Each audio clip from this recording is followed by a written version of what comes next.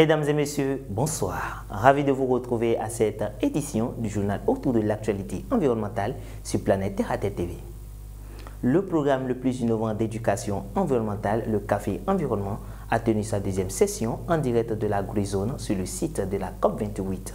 Avec les invités, il était question de parler des enjeux de cette 28e conférence, des partis et de la position du Bénin. Je vous invite à suivre ce reportage de Junet Tonjo et Gidas d'Almeida. La Green Zone a abrité lors de la COP 28 le Café Environnement. Lors de la deuxième session de cet événement, il a été question de parler des enjeux de cette 28e conférence des partis. En ce qui concerne les enjeux de la COP 28, c'est d'abord le bilan global. Le bilan global qui doit faire le point de l'état d'avancement des discussions que nous avons eues depuis l'accord de Paris jusqu'à présent. Avant cette rencontre à Dubaï, les chefs d'État ont évalué les besoins en adaptation climatique. Cette année, quand les chefs d'État se sont rencontrés, le sommet des chefs d'État à Nairobi, le besoin en adaptation pour l'Afrique a été estimé à près de 640 milliards.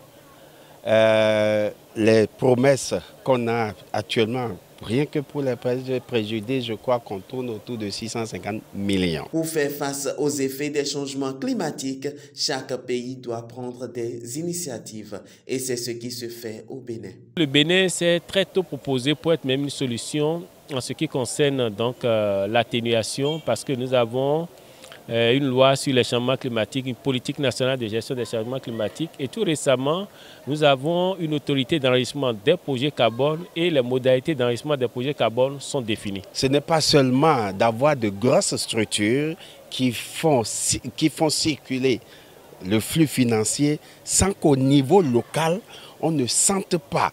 Parce qu'on l'a toujours dit, les premiers, sinon les premières victimes des changements climatiques, c'est les populations les plus pauvres. Eh bien, de Dubaï à Cotonou à présent, où nous retrouvons l'ONG JVE Bénin, qui invite les organisations de la société civile et les organisations non gouvernementales à un atelier de renforcement de capacité des acteurs de Rodé Bénin. Cet atelier a permis aux participants d'en savoir davantage sur le plaidoyer, le lobbying et les technologies de biodigesteurs. Amoussou Zinsoulé et Myriam Salano pour le reportage. Proposer des actions communes que les autres ONG mettront ensemble en œuvre afin que nous puissions porter plus loin nos voix en faveur des énergies renouvelables au Bénin.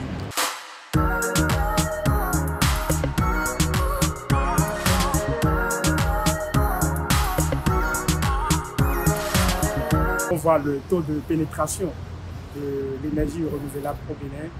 Il y a encore beaucoup à faire. Et donc ces ateliers et ces formations participent à renforcer les actions sur le terrain, également à renforcer la pénétration des énergies renouvelables au sein des différentes communautés, les communautés urbaines et rurales.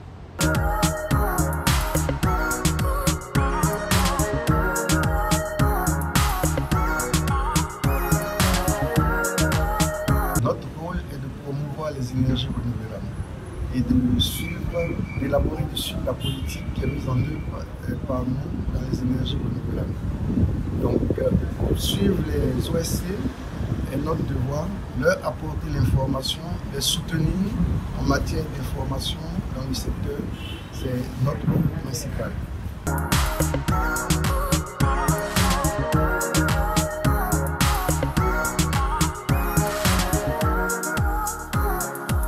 Les plaidoyers et la veille stratégique sont dans le cœur du travail du Rodé Bénin. Donc il était important de pouvoir renforcer les capacités de ces membres à pouvoir faire ce travail-là qui est le nôtre. En plus de cela, nous avons le devoir de développer, de mettre en œuvre des initiatives, des bonnes pratiques, notamment les technologies de biodigesteurs, les technologies solaires et autres. Donc nous avons décidé de renforcer également les capacités de nos acteurs sur ces questions-là. L'association La Voix des consommateurs a organisé un panel autour du thème « L'accès aux toilettes est un droit ». Agissons maintenant. La rencontre a permis de démontrer l'utilité des toilettes pour la protection du cadre de vie et de l'environnement. Ornella Agmignon et Junet Tonjo pour le reportage. L'absence des toilettes a plusieurs impacts économiques, sociaux et sanitaire, environnemental. À l'occasion de la Journée mondiale des toilettes, l'organisation La Voix des consommateurs a initié un panel au sujet de l'accès aux toilettes pour tous. Plus de la moitié de la population au Bénin dans notre pays ne dispose pas encore de ces ouvrages-là d'assainissement et continue de déféquer à l'air libre. Or, la défécation à l'air libre, c'est nous exposer aux maladies. Aujourd'hui, nous créons la fièvre typhoïde, la fièvre diphtérique, nous parlons de choléra, sans savoir que c'est ce manque d'ouvrage qui existe, qui est à la base de ces maladies-là. La non-utilisation des toilettes par les citoyens n'est pas sans incidence. C'est un phénomène qui n'avantage en rien l'environnement ou la santé de l'homme. Aujourd'hui,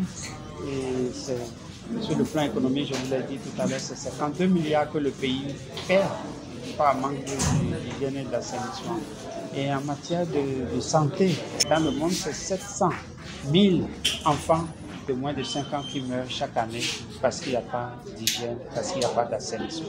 L'accès aux toilettes est un droit. Leur gestion implique une responsabilité commune ainsi que de bons gestes de la part de tous. Les déchets, les fesses qu'on appelle plus tard les bouts de vidange doivent être stockés dans les latrines. Ce n'est pas des déchets à déposer dans des poubelles. Et dans les latrines aussi, il faut reconnaître que les déchets solides ne sont pas faits pour être rejetés dans les latrines. Les panélistes ont expliqué de long en large les avantages liés à l'accès des toilettes. En effet, il existe des normes qu'il faut respecter, que ce soit dans les maisons, dans les administrations privées comme publiques. Les toilettes doivent préoccuper tout chacun de nous.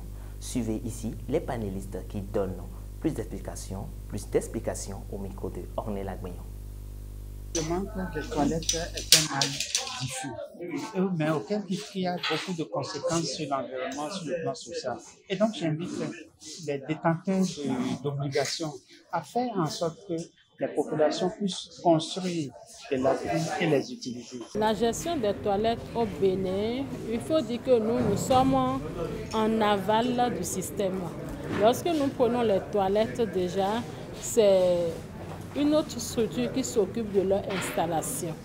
Mais nous, notre rôle revient à bien gérer les produits issus de ces ouvrages, dont les bouts de vidange. Dès que les gens prennent pour habitude de construire des latrines, ils en tirent les bénéfices et montent à l'échelle de l'assainissement eux-mêmes. Donc c'est une opportunité. Il faut juste leur donner le goût d'utiliser et ils tireront eux-mêmes les conclusions pour aller à l'échelle de l'assainissement. Aujourd'hui, la population souffre encore de l'accès à des toilettes adéquates. Qu'est-ce qu'on entend par toilettes adéquates? C'est des toilettes à normes, des toilettes qui représentent de vrais ouvrages d'assainissement et qui respectent l'hygiène du milieu. Avoir des toilettes, ce n'est pas un luxe, c'est une obligation. Et ça ne coûte pas cher aujourd'hui. Il y a des dispositions pratiques pour leur permettre d'avoir cet équipement-là. C'est un appel que je lance pour leur santé, pour leur développement, pour l'amélioration de leur cadre de vie.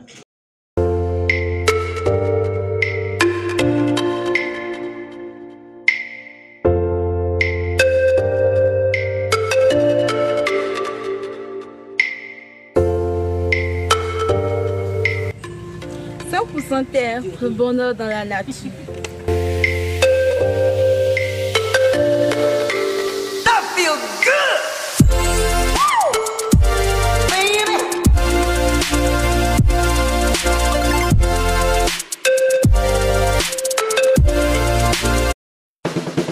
Jadis, toujours naturel, toujours jadis.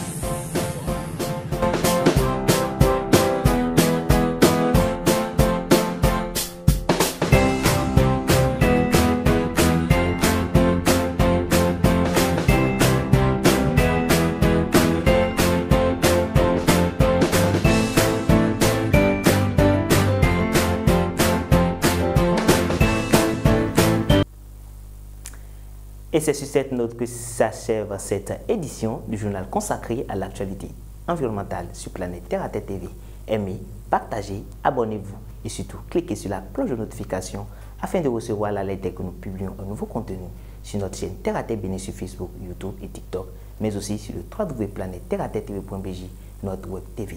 Contactez-nous également pour la couverture médiatique de toutes vos activités liées à l'environnement. Par-dessus tout, protégez l'environnement parce que l'environnement, c'est vous. Bonsoir.